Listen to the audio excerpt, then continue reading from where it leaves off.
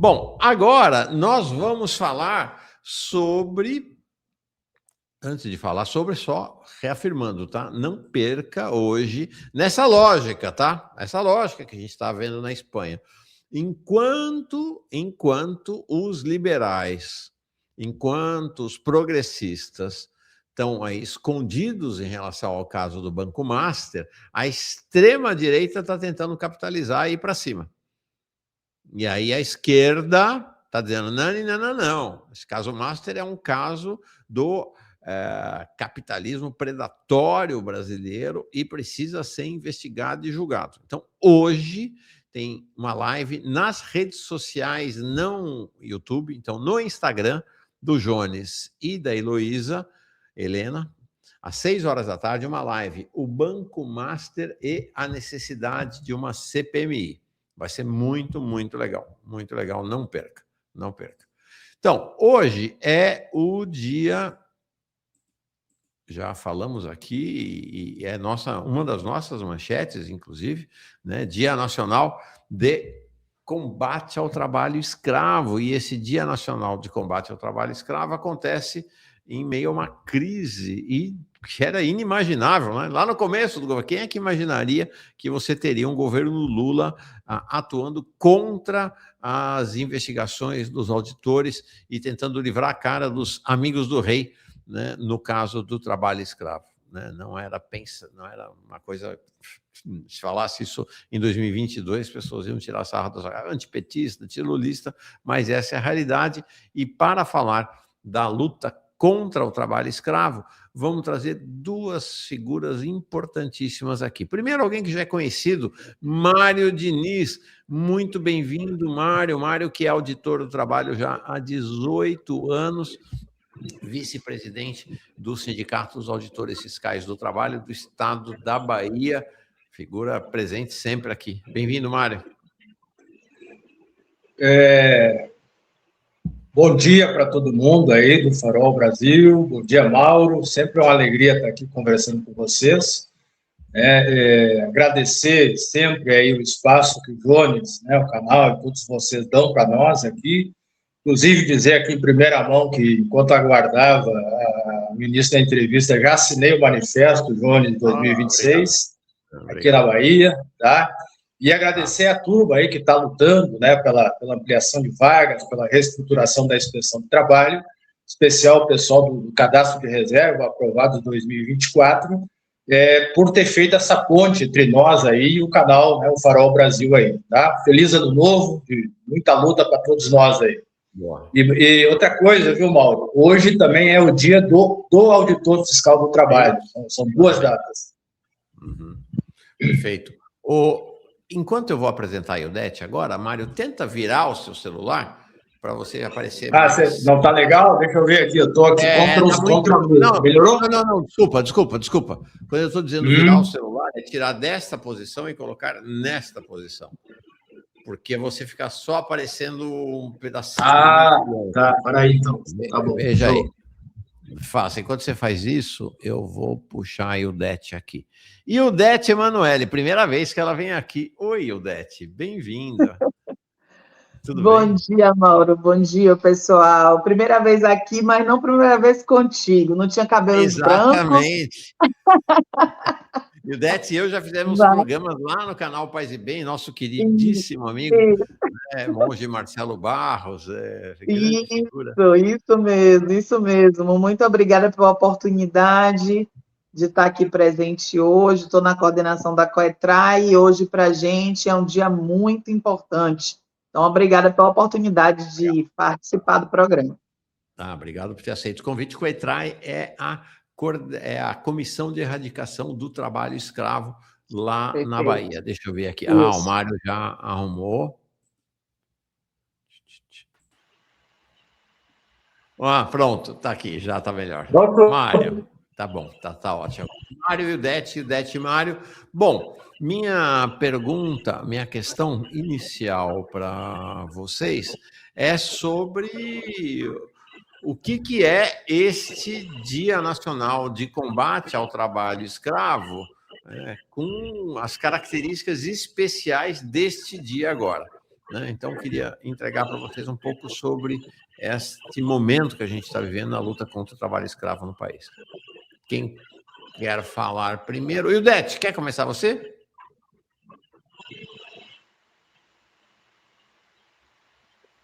Pronto.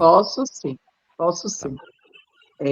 Essa data é uma data que, infelizmente, depois Mário pode complementar minha fala, infelizmente ela é marcada por uma tragédia, né, por uma chacina. Então,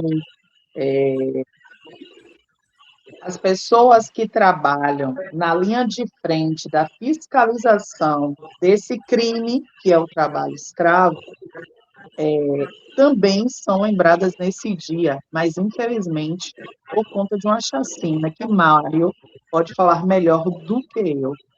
Mas dizer para vocês que essa data se tornou, infelizmente, a partir do sangue derramado dessas pessoas que estavam a serviço, essa data se tornou um marco, né, no nosso país, para que todos os estados, todo o Brasil, pare nesse dia para refletir sobre o trabalho análogo à escravidão, que é uma realidade ainda muito presente no nosso território nacional.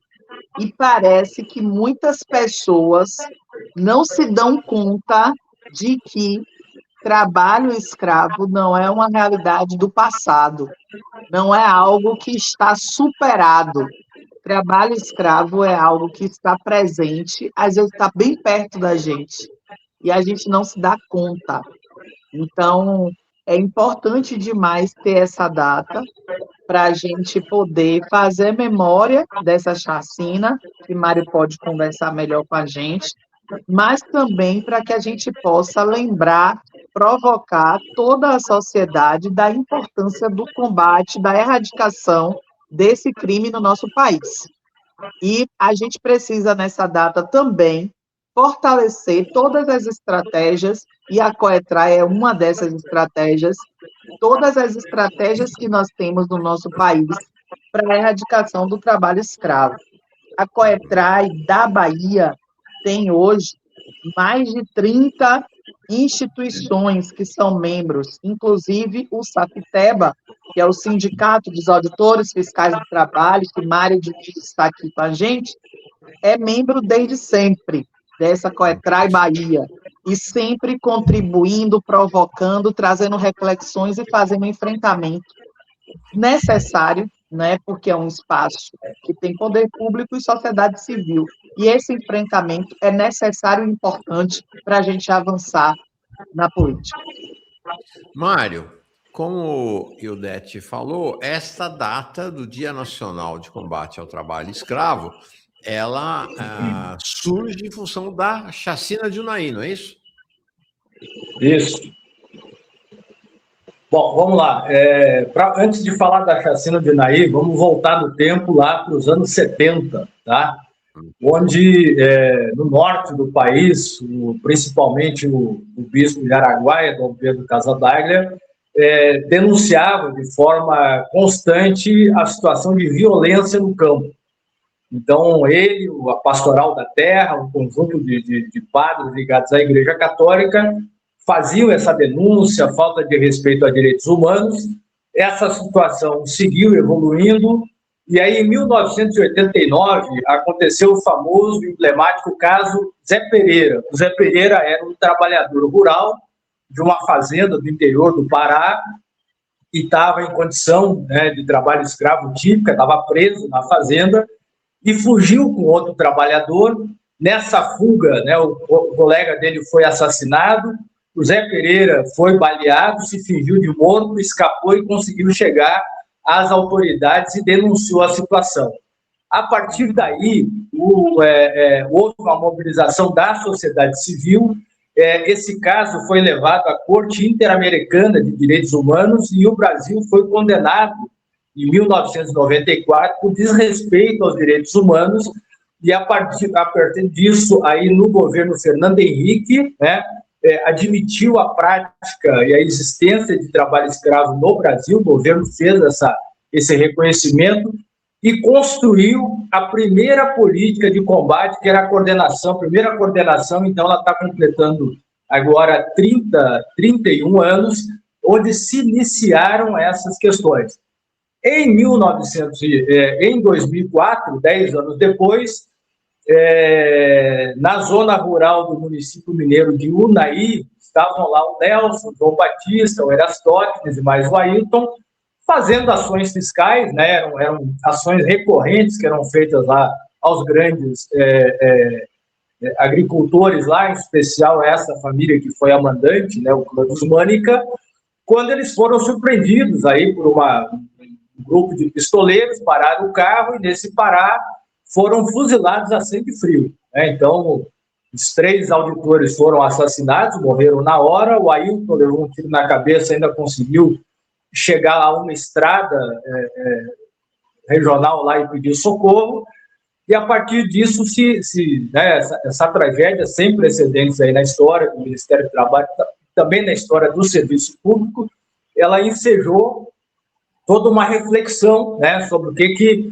estava representando, qual era a dificuldade de se fazer uma política efetiva de combate ao trabalho escravo. Então, a chacina de Unai resultou, acho que 2 anos depois, na promulgação, aí, na aprovação do Congresso Nacional e a promulgação, aí, acho que pelo presidente. Então, essa data da morte dos colegas ficou conhecida como o Dia Nacional de Combate ao Trabalho Escravo e também a data da nossa carreira, então, o Dia do Auditor Fiscal do Trabalho, né?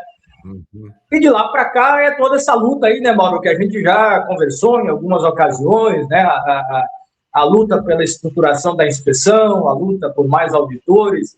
Agora, mais recentemente, né, a gente, além de enfrentar, né, a pressão de grandes empreendimentos aí com poder econômico, também estamos enfrentando o fogo interno aí com relação à autonomia aí das nossas ações, né? E aqui no Estado, né, aliás, um beijão aí para a Ildete, a gente tem aqui o funcionamento, tem em vários estados, das comissões estaduais de erradicação do trabalho escravo, fruto dessa política transversal, né? Não é só o ato do resgate, do auditor fiscal do trabalho ir lá com a equipe e retirar esse trabalhador da condição, mas a gente precisa reinserir essas pessoas socialmente e economicamente. Então, isso é um grande trabalho que tem no pós-resgate, onde a Coetrai, aí aqui na Bahia, a Ildete ajuda a coordenar esse trabalho. Legal. Deixa eu fazer uma pergunta para você, Mário, antes de voltar para a Ildete. Comentei antes, né, que seria algo até inimaginável alguns anos atrás pensar que a gente estaria comemorando ou celebrando, né, marcando a data do Dia Nacional de Combate ao Trabalho Escravo com uma crise no combate ao trabalho escravo em pleno governo do PT, não é? E a gente registrou aqui, são 78 fiscalizações não feitas em janeiro, né, paralisação, confrontações entre os auditores fiscais e a cúpula do Ministério do Trabalho, portanto, em relação ao governo Lula. Que contexto é esse, né? Ou que cenário é esse e que informações mais você tem em relação a esses confrontos dos auditores fiscais com o Ministério do Trabalho atualmente? Mauro, quando aconteceu o primeiro episódio aí da intervenção, né, que é o Instituto aí da Avocação, isso causou, claro, uma celeuma aí na carreira, principalmente dos colegas ligados ao combate ao trabalho escravo, e a Associação Nacional dos Auditores Fiscais do Trabalho, em articulação com a CONATRAI, que é a Comissão Nacional, nós entramos no STF com uma arguição de descumprimento de preceito fundamental, porque no nosso entendimento, né, e no entendimento também da CONATRAI, a utilização do dispositivo legal que, em tese, embasa essa ação do ministro, é um dispositivo que não foi recepcionado pela Constituição Federal de 88. Então, é um dispositivo anacrônico, não recepcionado, previsto na época de um estado de exceção no Brasil e, portanto, não teria base legal, né? Entramos com essa ação, isso foi distribuído por ministro Barroso, infelizmente o Barroso pediu o boné aí, né, na virada do ano, então não entrou no mérito da ação ainda, está pendente de julgamento, mas oficiou o Executivo e o Legislativo para prestar informações, e a gente está aguardando a chegada do novo ministro para avançar nesse processo. De lá para cá, nós tivemos aí o ingresso, né, de amigos da causa de várias instituições nacionais também, para dizer que isso não é só uma briga da Auditoria Fiscal do Trabalho, é uma briga do conjunto de instituições que são parceiras, que estão nessa luta, Ministério Público do Trabalho, Judiciário, Comissão Pastoral da Terra, uma série de instituições, e estamos aguardando esse julgamento, né? Do ponto de vista da política interna, uma das últimas avocações não só fez a interferência, como recomendou, como determinou o envio do processo à corregedoria. Corregedoria é aquele órgão, né, que apura infrações funcionais. Então, os colegas, né, alguns colegas de vários estados, subscreveram o documento, aí são mais de 300 colegas, eu também subscrevi, suspendendo as ações de trabalho escravo primeiro por falta de segurança jurídica, né, ou seja, afinal de contas, quem é que define o que é trabalho escravo? É a auditoria fiscal, é a legislação ou é o ministro? E em segundo lugar, porque o envio à corregedoria é um assédio, né, indisfarçável no sentido de constranger os colegas que fazem esse trabalho. Então, de concreto, hoje teria um operativo nacional, que é tradicional, uma operação resgate, não aconteceu. As ações paralisaram, apesar de ter uma nota oficial aí do Ministério dizendo que está acontecendo, não está acontecendo, tá? E está tudo paralisado e nós enviamos essa carta para o ministro para ele diga, olha, como vai ser a partir de agora, tá? Porque não adianta a gente ficar fazendo trabalho para depois esse trabalho ser desconsiderado e fruto do teu dever funcional você ainda vai ter que responder na corregedoria.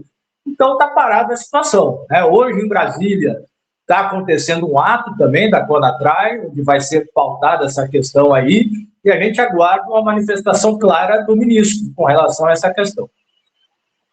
Então, não sempre lembrando, né, não é um movimento grevista, mas todos esses colegas estão pedindo para serem transferidos para outras funções na inspeção, até que se resolva, olha, é para fazer, não é para fazer, a gente obedece à lei, obedece ao ministro, como é que vai ser esse bololô aí, como costuma dizer, né?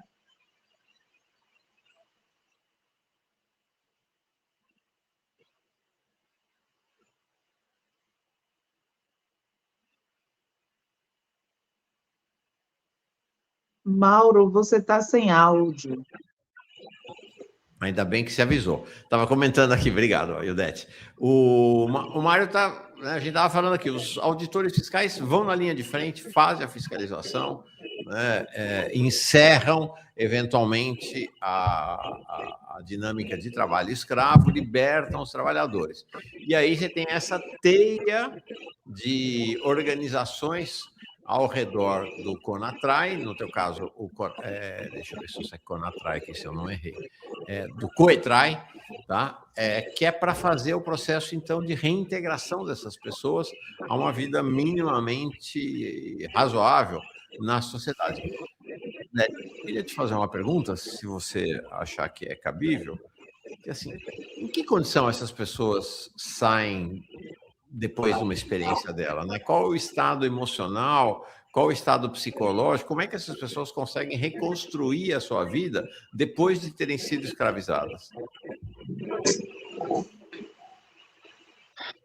Essa pergunta é uma pergunta muito importante, uma pergunta muito forte, e talvez seja um dos principais desafios.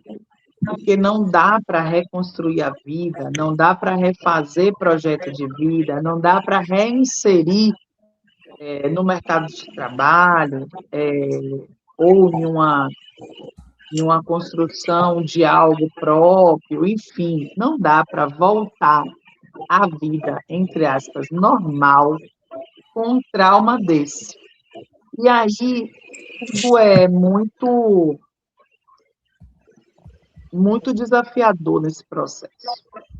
Então, a gente tem, por exemplo, realidade de trabalhadoras domésticas resgatadas do trabalho escravo, E muitas delas chegam na casa desse empregador ou dessa empregadora com 8, 9, 10, 11, 12 anos de idade. E muitas vezes são resgatadas depois de 30, 40, 50, 60 anos. Essa criança que chegou naquela casa, ela aprendeu a servir, a ser explorada. Ela não aprendeu a brincar, ela não aprendeu a sonhar, ela não aprendeu a amar, ela não aprendeu a ser amada, ela não aprendeu a namorar, ela não aprendeu a estudar, ela só aprendeu a servir a vida inteira.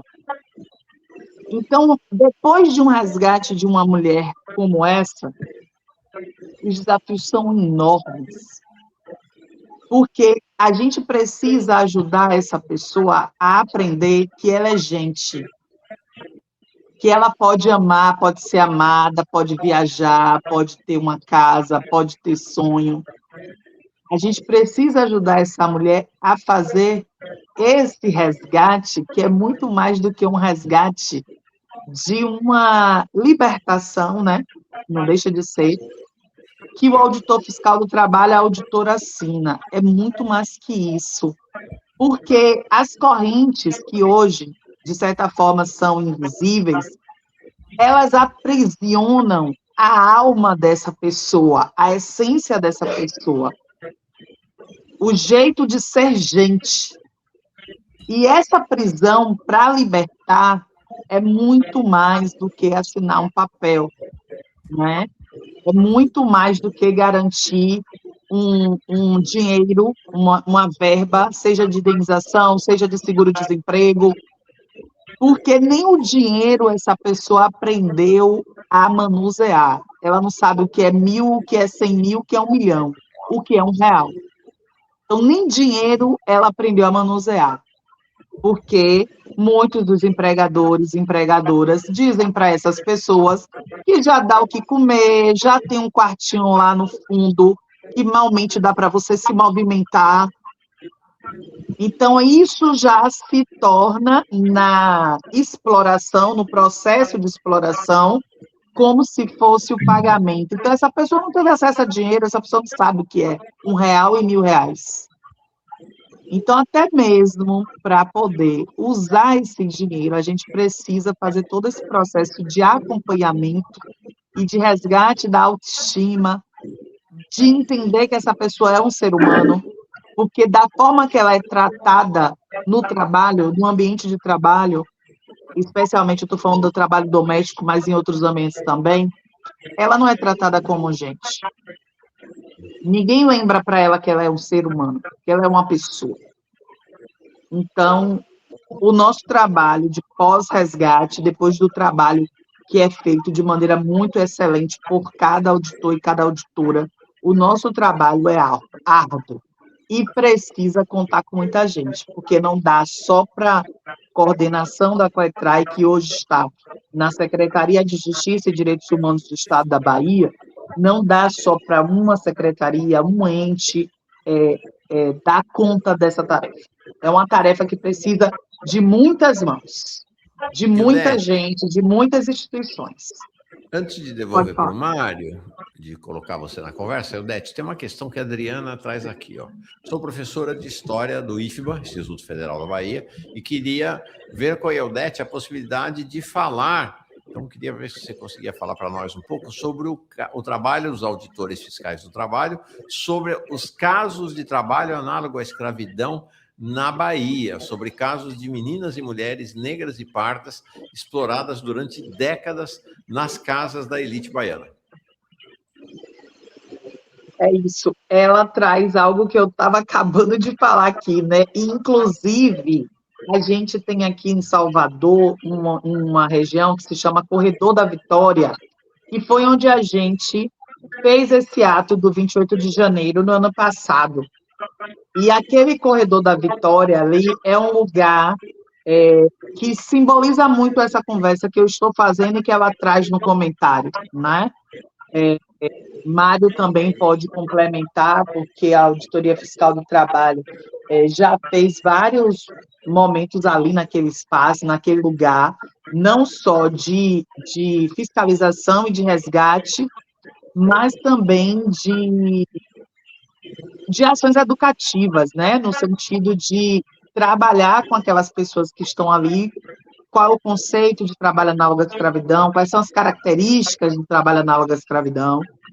Então, para a gente aqui é muito forte. A gente tem, além do Safuteba, assim, historicamente, a gente tem também na Coetrá o Sindoméstico, que é o Sindicato das Trabalhadoras e dos Trabalhadores Domésticos, e também soma nessa luta, especialmente, o combate ao trabalho escravo doméstico.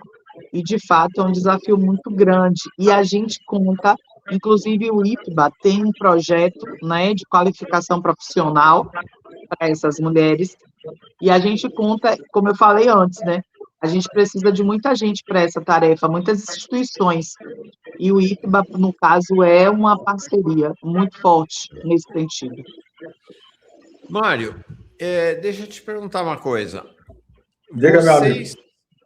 Vocês, auditores e auditoras do trabalho, a gente remete essa data de hoje ao massacre, à chacina de Unai. Então, não teve outras chacinas tão terríveis quanto essa lá de Unai. Mas vocês, auditores e auditoras do trabalho, sofrem ameaças constantes na fiscalização da parte dos pessoal do agro ou de empregadores urbanos, né? Porque o trabalho análogo à escravidão, ele não é apenas nas fazendas, né? Não é apenas no campo.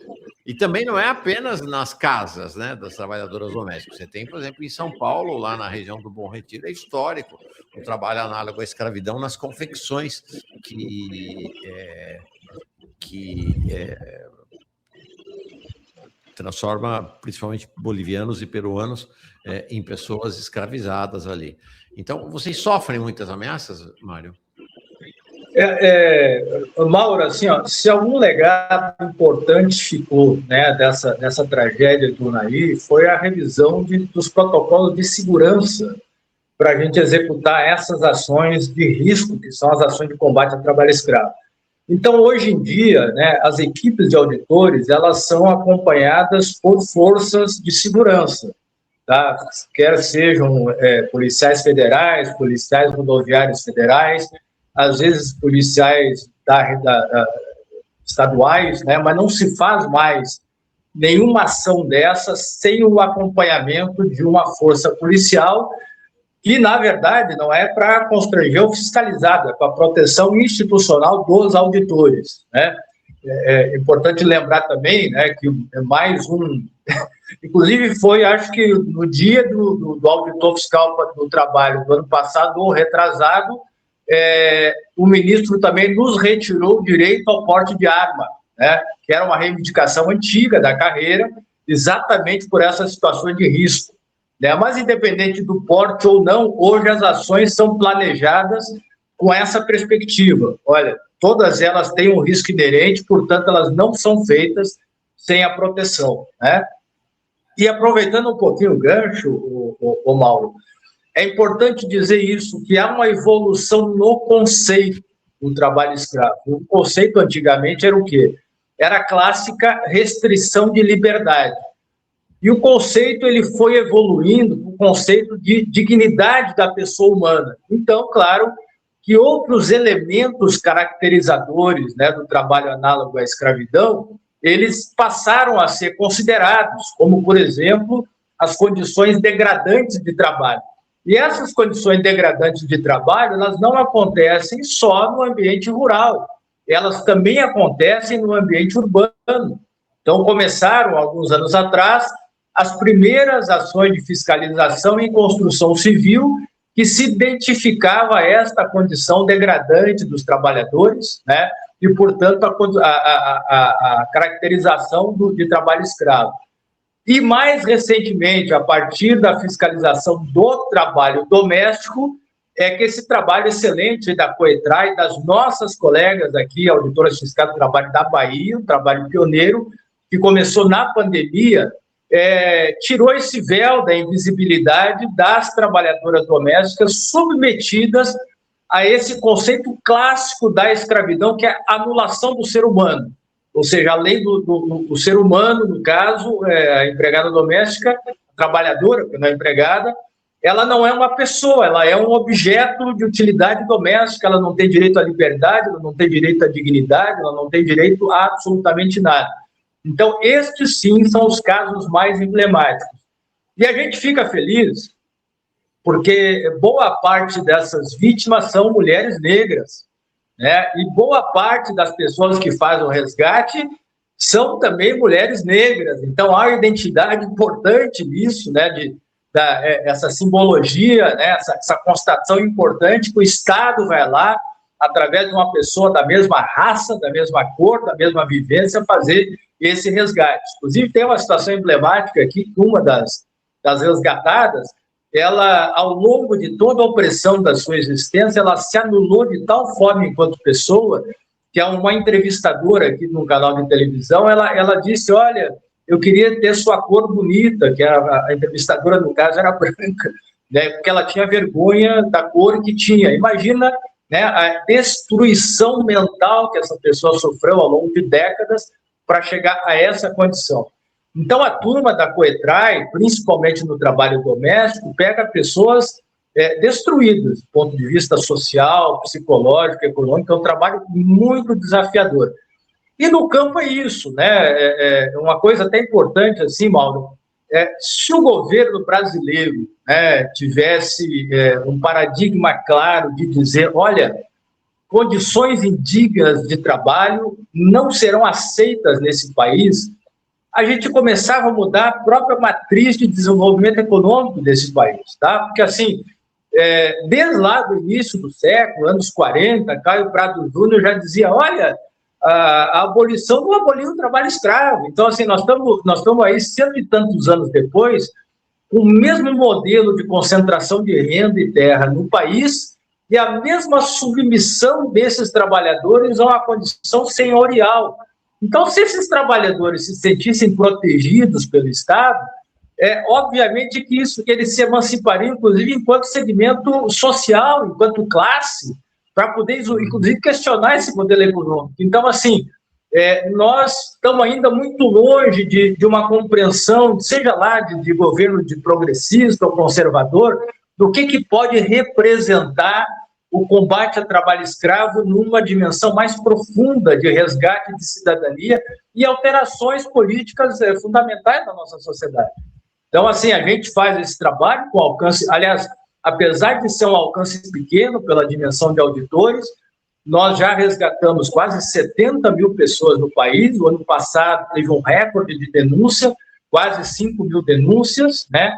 E essa política está hoje já chegando a 30 anos. Se ela fosse o carro-chefe de um governo progressista, eu tenho certeza que produziria mudanças fundamentais no estamento, na pirâmide social brasileira. Mas isso a gente vai ter que aguardar algum governo que compreenda isso aí. Uhum. Ildete, eu não sei se vocês acompanharam, Ildete, lá na Coetrai, aí na Bahia, a gente acompanhou aqui a luta da BID, né? Foram 2 vezes em que a BID teve a acusação de trabalho análogo à escravidão. Vocês aí no Coetrai acompanharam essa luta dos trabalhadores e trabalhadoras? Olha, Mauro, a gente aqui acompanha as pessoas baianas que são resgatadas ou no próprio estado ou fora dele. Esse caso em especial foi acompanhado pela CONATRAI, que é a nacional, foi acompanhado pela CONATRAI, pelo Ministério de Direitos Humanos. Então, aqui no âmbito do Poder Executivo, a gente não acompanhou de perto, claro, né? Estamos na Bahia e estamos nessa pauta, então a gente, de fato, teve notícias, conversamos sobre isso numa reunião da Coetrai, então partilhamos um pouco, mas oficialmente o acompanhamento mesmo do caso é feito pela instância nacional, federal. e não por nós, foi feito pela instância federal. Você tem notícia desse caso, Mário? Não, eu tenho notícia, sim. O trabalho, a situação na BID foi o seguinte, claro, estou montando lá o canteiro de obra da montadora e tal, continua em andamento. Chegou, né, aqui no Ministério do Trabalho, aqui na coordenação específica, denúncias de problemas. A princípio, né, se identificava como uma situação apenas de saúde e segurança do trabalho. Mas aí um jornalista local, né, trouxe mais subsídios aí, dizendo, olha, a turma lá está em condições degradantes, né? Inclusive me procurou, eu passei essas informações aí para a coordenação de trabalho escravo e se montou, então, essa operação, né? O que se constatou é a situação clássica, você tem um grande empreendimento que está focado no empreendimento e deixa, né, os trabalhadores terceirizados nessas condições de não ter alojamento, ter comida em más condições, não ter aquilo, né? Às vezes, o que é a condição degradante? Olha, a condição degradante é aquela que a gente dá, mal comparando com os animais, né? Bebe qualquer água, come qualquer comida, dorme em qualquer lugar. Então, assim, se você sabe a diferença entre um animalzinho, né, e um ser humano, essa é a condição degradante. Se você estiver na mesma condição, essa é a condição degradante. Resultado, né, mais de 150 trabalhadores, boa parte deles estrangeiros, chineses, foram resgatados, estavam sem autorização de trabalho aqui no país e foram repatriados, né, voltaram todos. A empresa principal saiu pela tangente, não, isso é um problema da terceirizada, então a gente já acopla aí, né, um elemento da terceirização com a precarização. A empresa foi penalizada, o processo segue em tramitação aí, torcer, né, que não aconteça com a BID o que está acontecendo com outras grandes empresas no país, tá? E mais recentemente, agora no início do ano, mais um conflito lá na BID, de novo denúncias, olha, não tem água para beber, não tem água gelada, não tem banheiro, né? Então, assim, é uma situação que vai demandar do Ministério do Trabalho, da Inspeção do Trabalho, uma atenção maior, porque isso é um grande paradoxo, assim, grandes empreendimentos. É impressionante como os gestores desses empreendimentos não valorizam as condições de trabalho. Então, às vezes, a gente tem aquela visão clássica, não, é um cara lá do interior, do sertão do país e tal, rude, etc. Não é. Muito céu em sala de ar-condicionado e tal, que está na cadeia produtiva, acaba chegando lá nessa condição. Por quê? Porque se naturaliza que essas condições podem ser impostas aos trabalhadores sem a existência de agentes do Estado em quantidade suficiente para estar presente em todos esses ambientes. Então, a ausência de auditores, ela colabora diretamente para essas situações que podiam ser prevenidas. A mesma coisa aconteceu no Carnaval aqui, né? Opa, ano passado? O que aconteceu? Ildete, antes de falar do Carnaval, e aí porque estamos às portas de outro Carnaval. Mário, porque a gente tem os dois casos mais exemplares dessa interferência, desse impedimento do governo Lula em relação ao trabalho de vocês, foi o caso lá vinculado à JBS, né, JF, né, dos irmãos... JBS Aves. É isso.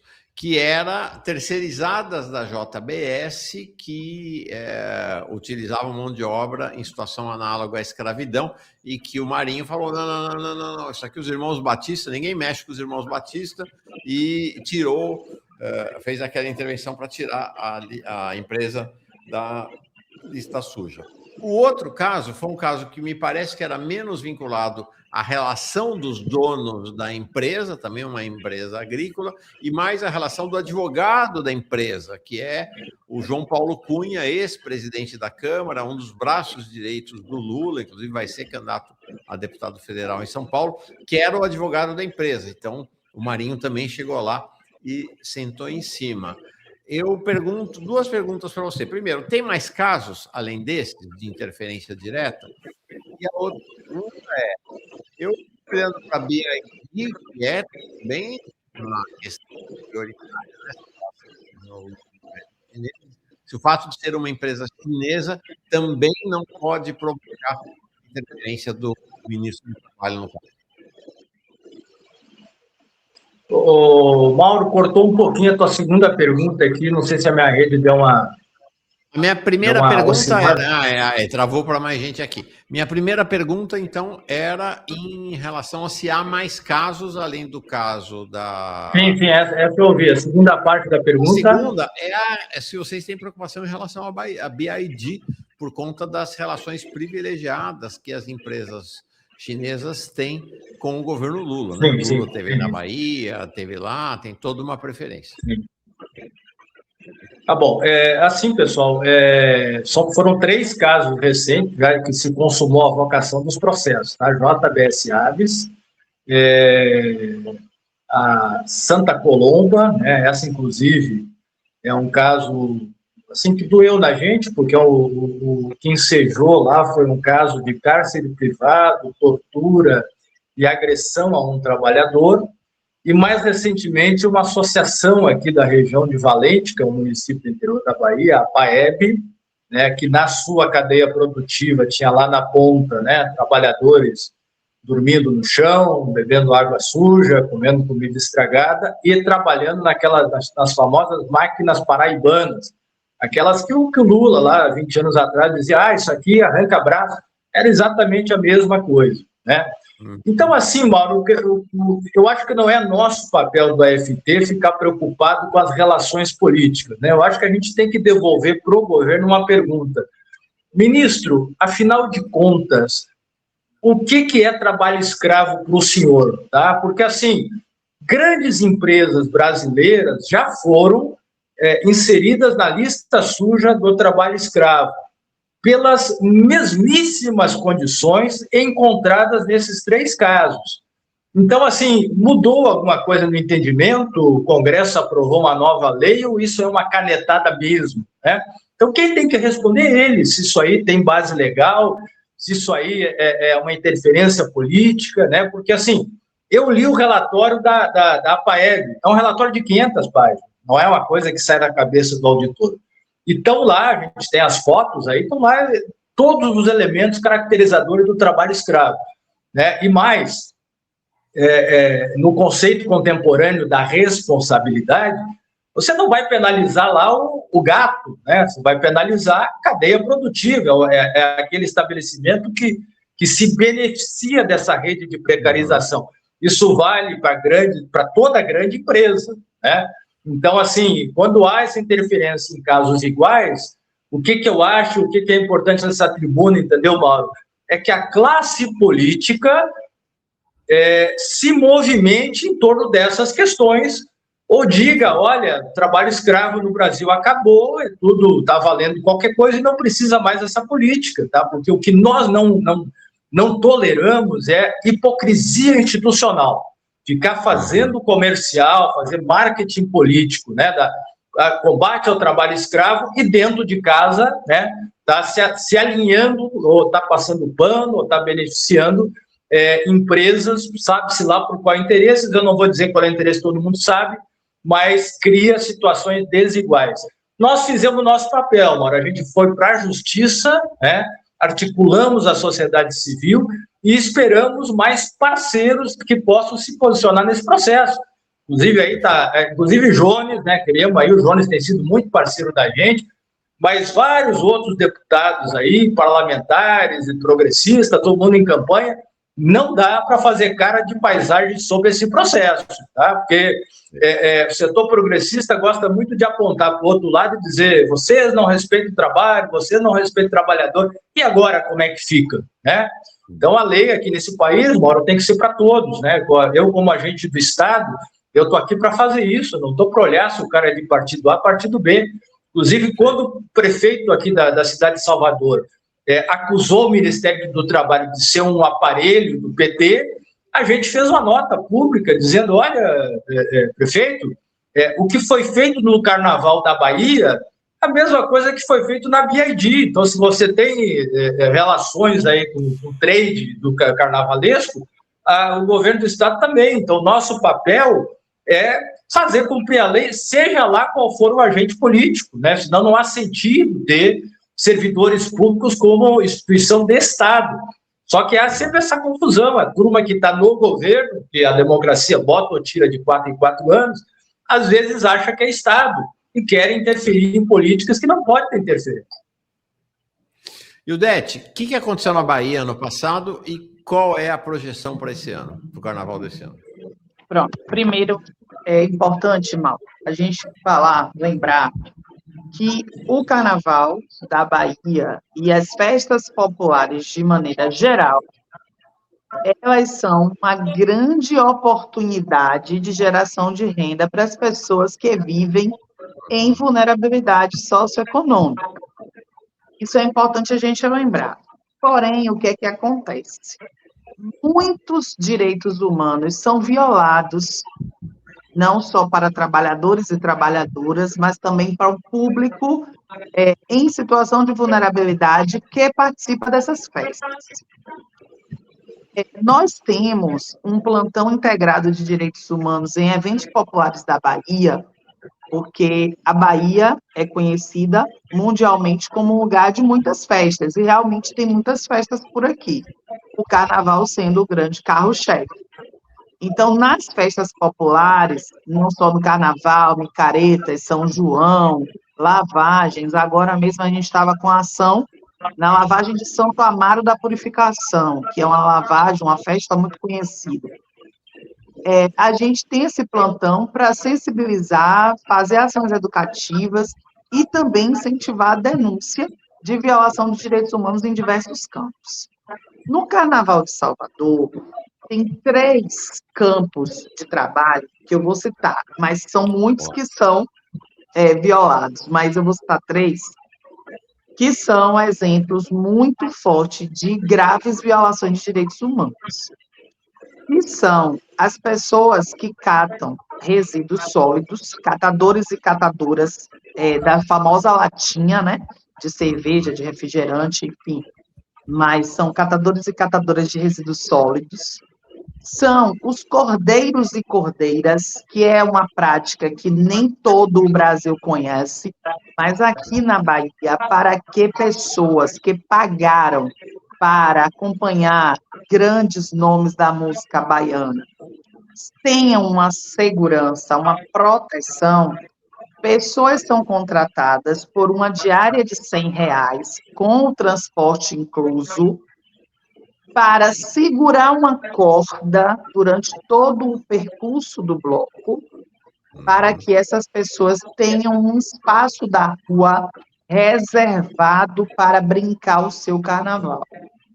Então, essa também é uma categoria de trabalhadores e trabalhadoras que tem graves violações de direitos humanos. E, por fim, para falar do caso do ano passado, tem os ambulantes que trabalham na festa. Esses ambulantes, esses vendedores de bebidas, eles precisam de uma licença da prefeitura para trabalhar. Então, ele não pode pegar o isopor dele e parar onde ele quiser e fazer a venda. Então, ele precisa de uma licença.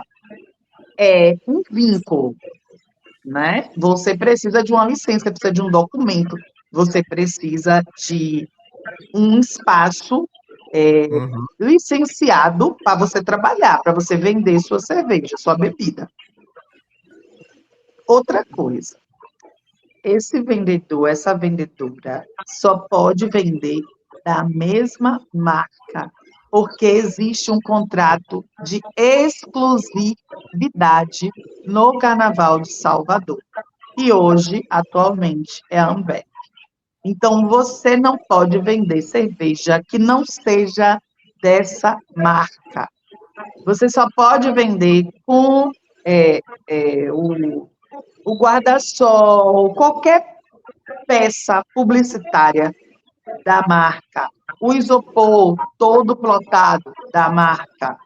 Então, você está vendendo e está tendo um vínculo também com essa empresa, porque você só pode trabalhar para ela, você só pode vender a marca dela. Você não pode vender outra. Se você vender, você é retirado do circuito, porque eles passam o tempo todo fiscalizando.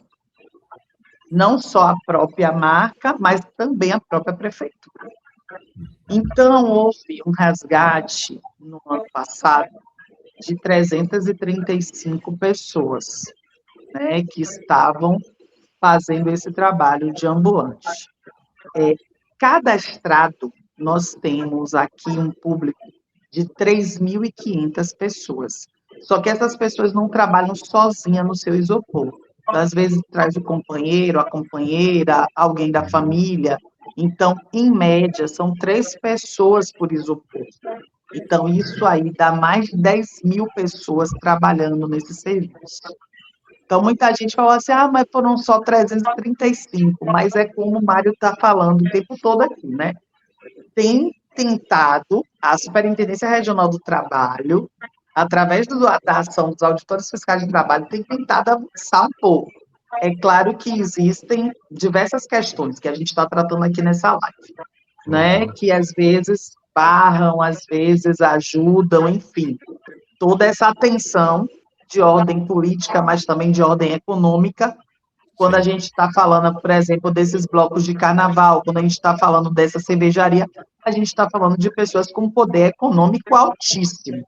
Então, a gente não está falando de pessoas com baixo poder econômico. Então, existem várias questões em torno disso, mas eu acredito que tenha sido um avanço muito grande.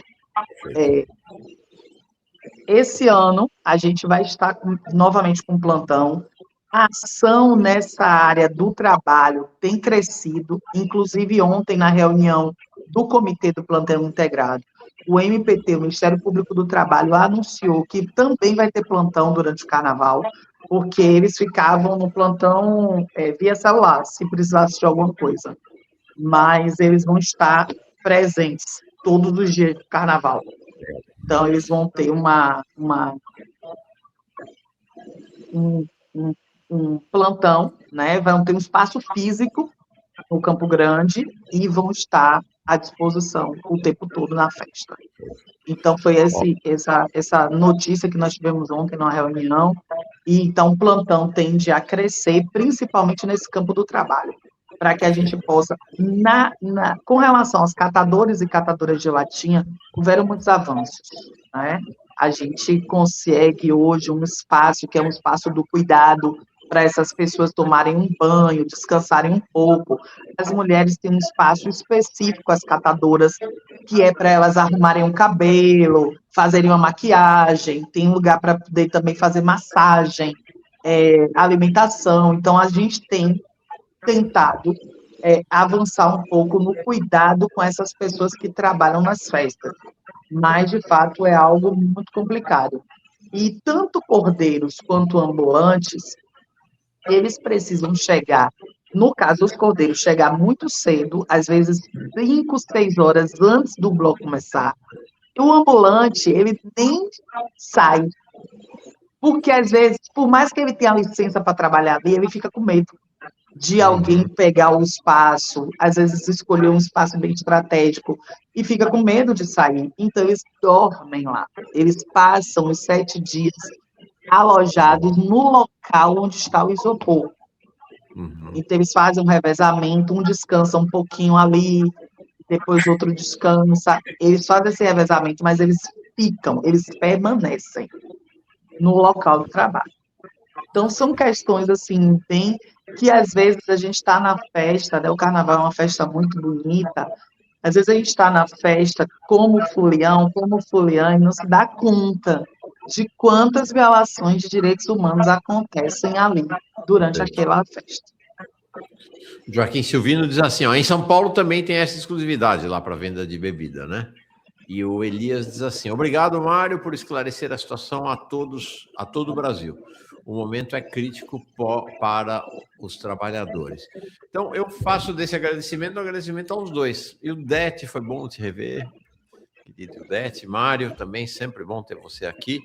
Bom, o Farol Brasil é um portal comprometido com a luta contra o trabalho escravo e estaremos sempre aqui para denunciar tanto as violações como a complacência ou a cumplicidade do poder do Estado com essa situação de violações básica de direitos humanos. Obrigado, Mário. Obrigado, Ildete. Foi ótimo.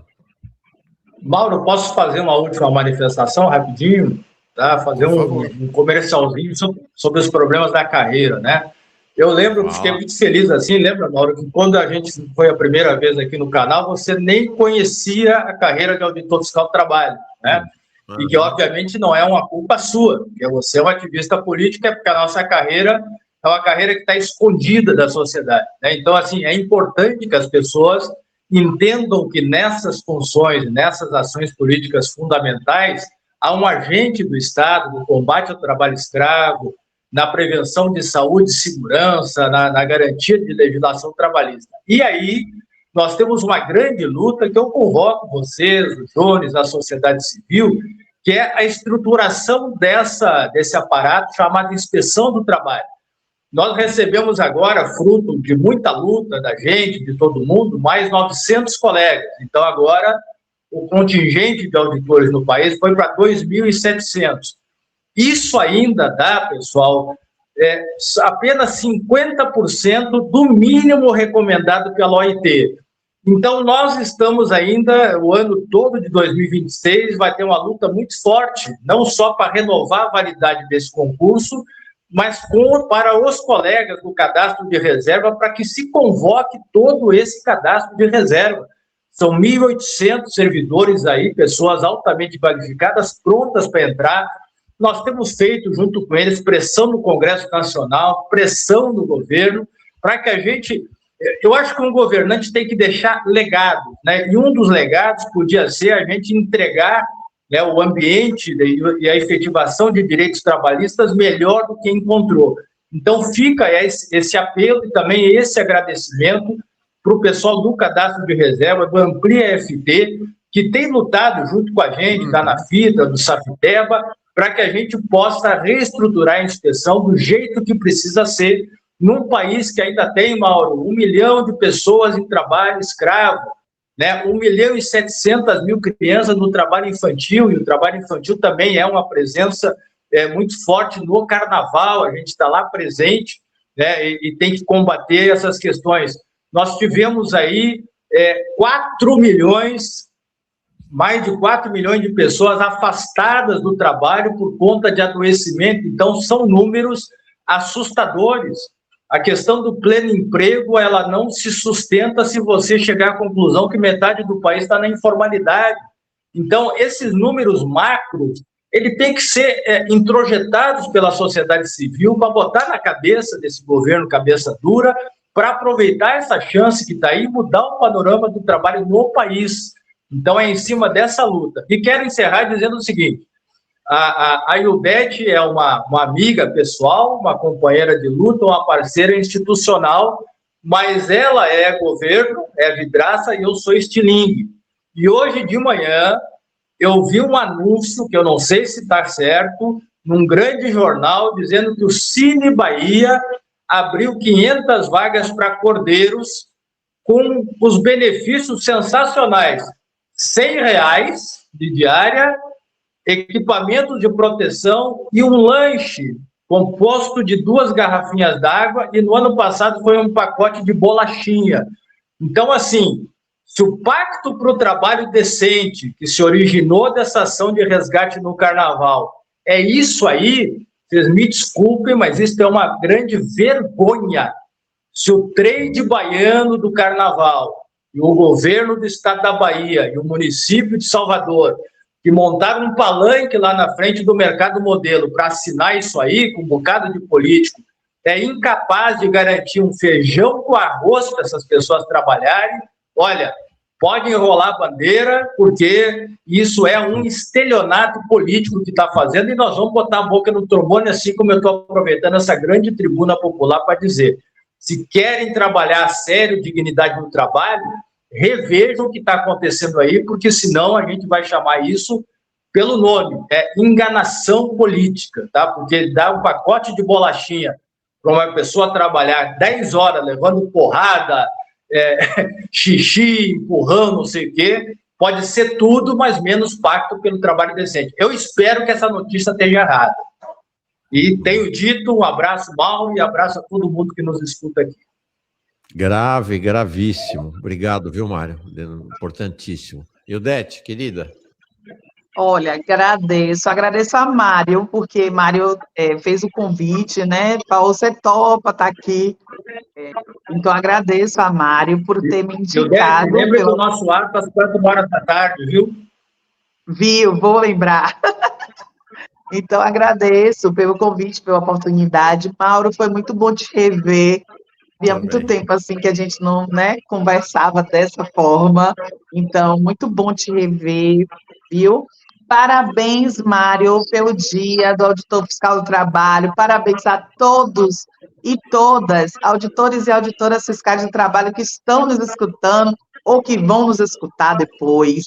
Parabéns, parabéns pelo trabalho, né? Que é um trabalho tão difícil, tão desafiador, mas que pelo menos eu já tive a oportunidade de trabalhar com tantas pessoas que, se de fato, estão comprometidas com essa causa, né? Sobre a notícia, vamos averiguar, vamos verificar o que é que está acontecendo. Não é fácil estar aqui, né, nesse lugar de governo, mas é esse lugar que eu ocupo hoje, no governo do estado da Bahia, então também não dá para correr, não dá para correr do debate, não dá para correr do enfrentamento, vamos procurar saber, de fato, que notícia é essa, se é verídica e o que é que a gente pode fazer para garantir a dignidade que a gente tanto está dizendo que precisa garantir às pessoas que trabalham durante a festa. Então, a gente vai fazer isso. Depois eu te dou o nome do jornal. Hoje, viu? Pode mandar, por favor. Hoje, Dia Nacional de Combate ao Trabalho Escravo, campanhas e atos no Brasil inteiro, e aqui na Bahia teremos um ato às 16 horas na estação de metrô rodoviária, que a bichinha já é chamada de antiga. Apesar de ter sido a inauguração da nova há uma semana, mas ela já virou antiga, é assim mesmo. Enfim, a estação de metrô da antiga rodoviária, ali em frente ao Shopping da Bahia. Então, nos encontramos lá às 16 horas para nosso ato do Dia Nacional de Combate ao Trabalho Escravo e Dia do Auditor, da Auditora Fiscal do Trabalho. Viva a luta dos auditores e auditores, viva a luta contra o trabalho escravo e por um país de vida e indignidade. O Sérios Túbides mandou a letra mesmo. Muito obrigado, gente. Boas jornadas. Um abraço aí, obrigado. E pelos dias à frente. Tchau.